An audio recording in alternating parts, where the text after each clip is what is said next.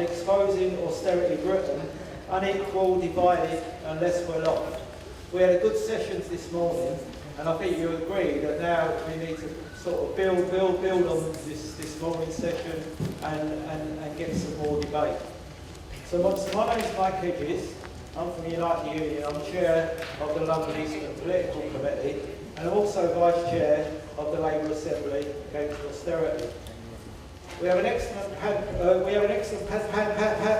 with us today, and this is a vital discussion for us as Labour activists. So I want as many of you to take part as possible, so we'll be taking questions after the speakers. We all know that Tory austerity has created increased inequality, increased division and falling living standards for the majority of the population. But I want to start with a quote that shows this is internationally recognised. On the UN Committee on Austerity on Human Rights, the UN Committee on Economic, Social and Cultural Rights reported in the summer that the UK government's austerity policies violate international human rights and growing inequality in the nation is cause for serious concerns. It was deeply concerned about the various changes in the entitlements to and cuts in social benefits, which mostly affected disadvantaged and marginalised individuals and groups, including women, children, persons with disabilities, low-income families and families with 2 or more children. This may not surprise us, but it is remarkable that a government that claims to stand up for human rights can be so exposed by a UN report in this way.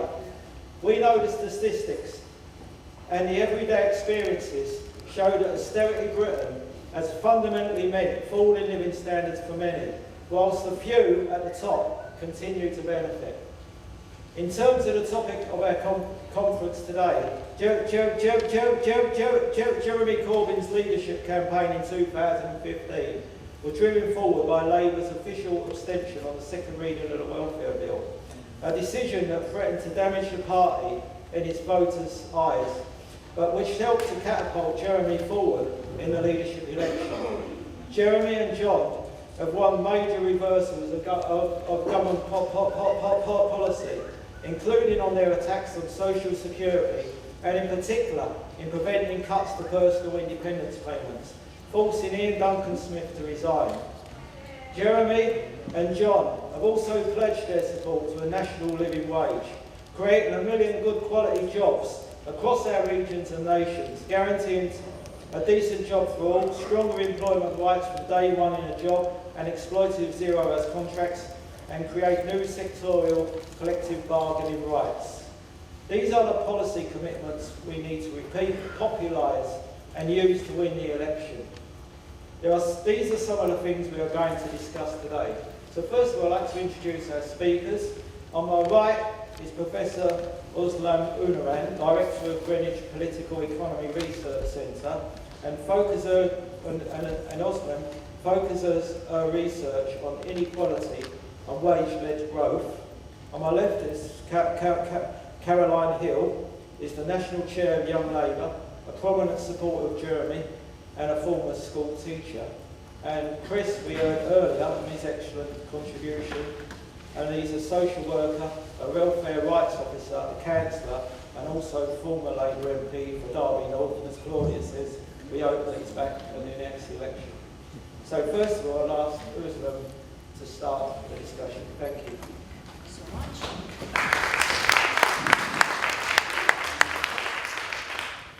Thank you very much. It's a great honor to be here.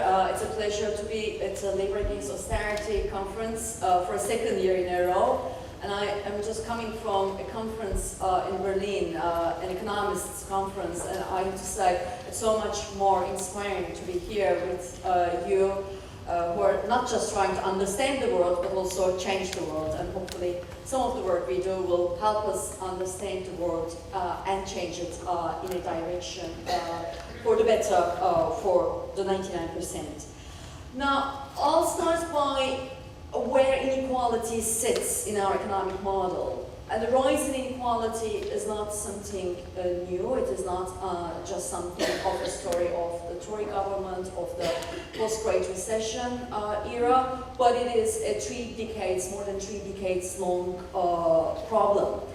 So if we look at our last 3 decades, we've seen a massive rise in inequality, particularly marked by a fall in the share of labor income, share of your wages and salaries in national income, from where it was in its peak in the late 70s at about 76%, to today to levels of around 67%.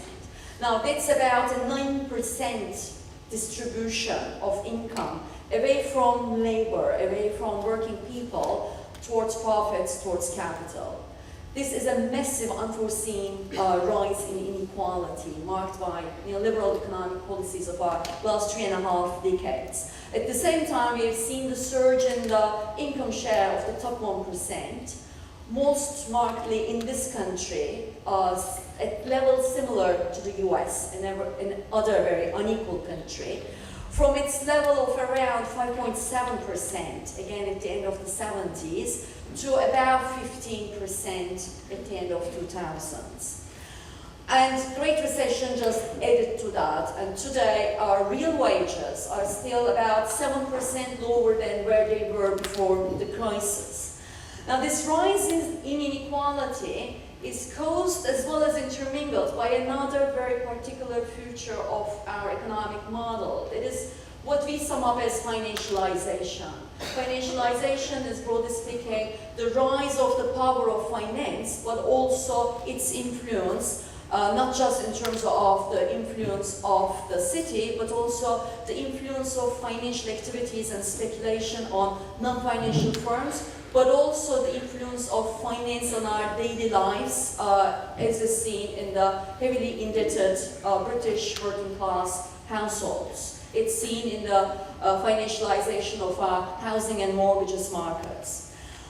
Now, financialization has one very important relation to inequality, because firms aren't anymore interested to the long-term prospects. They're not interested in working together with their labor force. They're interested in pleasing their shareholders by distributing dividends. This is obviously making any distributional conflict a lot more severe than it was before in the 70s or 60s. It is also important because it's one of the major obstacles against investment in this country. Companies are sitting on a lot of profits. If your wages are increasing, that means their profits are going up. But they're not reinvesting these profits. They're redistributing that in the form of dividends, but they're also using it to speculate, to buy the shares of other companies in distant lands or in this country, to buy back even their own shares, to increase the prices in the stock market, again to please their shareholders. Now this is an economy based on paper. It's not producing anything real. No wonder it is not generating sufficient investment, and therefore no wonder it is also not creating sufficient productivity. And this is putting a brake to the development of this country. Austerity came in the last years after the Great Recession on top of these two brakes: rising inequality, financialization. Mixed with austerity, we have now this vicious circle of more inequality, lower demand in our economy, which means lower investment by the private sector, because there is no demand for the goods that they will be producing, with this break coming from inequality and financialization, but also lower investment because public is cutting investment, public sector, the government is cutting investment. All of that is leading to low growth, low productivity. So we don't actually have a productivity puzzle as Bank of England thinks. We have a good explanation of productivity, lack of investment, rising inequality, rising financialization. That's a very dangerous cocktail. It's a dangerous cocktail a bit different than what George Osborne used to talk about. It's the shaky foundation of our economic model that is driven by debt accumulation by the households to fuel demand in the absence of a healthy wage growth. And it is also politically very risky, as they are now also finally learning after the popular Brexit vote. Ironically, Brexit will make, of course, inequality and things much worse with the Tory-style Brexit, unless we can prevent this Tory-style way of dealing with this popular vote. Before we can probably develop what is our position, we have to really get a good grasp of what is behind this rise in inequality. Is it technology? Is it migration, as we are often told? Well, we do a lot of research on that, and what we find is the top explanatory factor behind the rise in inequality, fall in wage share, is the fall in the collective bargaining power of labor. It's the fall in the collective voice of the working people. It's simple things like the fall in union density. Back in the 70s, 1 out of 2 workers were in a union. Today, 1 out of 4 workers is a member of a union. Back in the 70s, 80% of the working people were covered by collective bargaining, even when they were not a member of the union. Today, this number has been halved too. Union power has been on the decline in the world, but the decline in Britain has been one of the strongest. Similarly, the decline, of course, labor's share in income and rise in inequality is one of the strongest in this country too. Now, so falling collective voice, that's the top reason. The next one is a variety of reasons that's about things that gave more area of maneuver and fallback options to capital vis-a-vis labor. And again, the top thing there is financialization. Firms do not only have to think about, shall I invest in my business or not invest, but they can now also choose, shall I invest in this business or speculate by buying shares for the companies or going abroad and doing currency speculation in the financial markets. There are all these options in front of them in the age of financial deregulation, in the age of massively deregulated global financial markets. And this goes along with what I already mentioned in this idea of massive shareholder value orientation, which is a change in the way corporations work. The idea is not anymore to make profit, retain it, and reinvest in your business, but the idea is downsize the company and increase the short-term profits to distribute them to shareholders. This is increasing the power of capital, and it's suppressing the collective voice of labor in the workplaces as well. If we can't get to grips with the collective voice and financialization, we are not going to be able to deal with rising inequality. Globalization comes in the list only after these two. And here I'm talking about some findings coming from the research where we try to explain how much of inequality is explained by a variety of reasons. Surely globalization, particularly in the form of rising offshoring, rising intermediate imports, as well as rising outward foreign direct investment out of this country to distant lands, is a cause of rising inequality. What about the other dimension of globalization, the most widely noticed dimension, that's migration. I'm a migrant myself, so I'm always very careful in saying it, but to be true to the numbers, migration has not been the reason behind the rise in inequality in this country. If anything, it seems to have contributed to a higher labor share. Now, of course, migrants are a lot more visible than the city, than companies not investing in the poor constituencies of this country. So I understand people's resentment about it. But if we want to tackle inequality, it will have to go through collective voice and other things. Surely it's also about the fallback options of labor. Social government spending. It gives muscle power to you while bargaining around the table. If you cut social spending, that will increase inequality. Financialization, increase in household debt. Obviously, it makes you think twice when you're striking and you will lose a day's pay. So again, it restrains your bargaining power.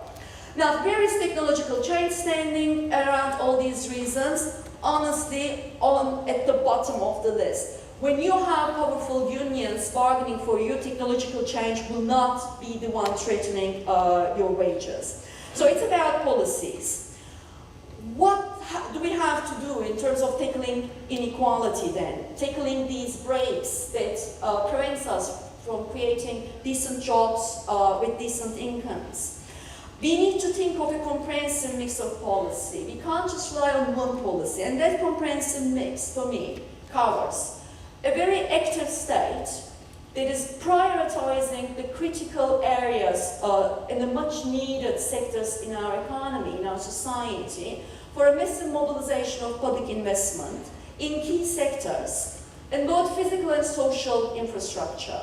Physical infrastructure are things that will tackle not just our investment deficit, but our ecological crisis, investment in housing, investment in public transport, investment in renewable energy. But we often forget to talk about social infrastructure when we talk about industrial policy and tackling inequality. Infrastructure also means our social infrastructure in education, in childcare, in health and social care. If we do not tackle these deficiencies, then we are forgetting about other deficiencies such as care deficit in our society. We are forgetting about gender inequality in our society. Dealing with inequality will surely also require dealing with financialization, and this is something that includes regulating finance, but it goes beyond that. It also requires thinking about corporate governance. How are we going to prevent Philip Greens of this world from siphoning our pension savings in the companies to please their shareholders? It also includes labor market policies for a wage-led growth where households can rely on a healthy wage growth to maintain their livelihood as opposed to dealing with fragile debt-led growth. So what I'll say is usually policymakers and politicians are worried with the financial aspects of these policies. How are we going to finance? There is money in our economy. If you do the right policies, that includes progressive taxation of income as well as wealth. It does include all tools in our policy kit, including borrowing to invest in physical infrastructure, in public physical infrastructure, but also in our social infrastructure, including care and health. It includes using monetary policy, using quantitative easing of our Bank of England. The government is very lucky. It's the only actor in our economy that has its own bank. You have to just use the quantitative easing in the right direction. This has been suggested by the current Labour leadership in terms of people's QE. Why can't Bank of England use QE, quantitative easing, to buy government bonds to finance public investment in the clever, long-term, much-needed areas? It includes mobilizing a national investment bank for investments. It also, however, includes setting the rules of the game such that we can levy the bargaining power of workers, such that we can have decent jobs with decent wages.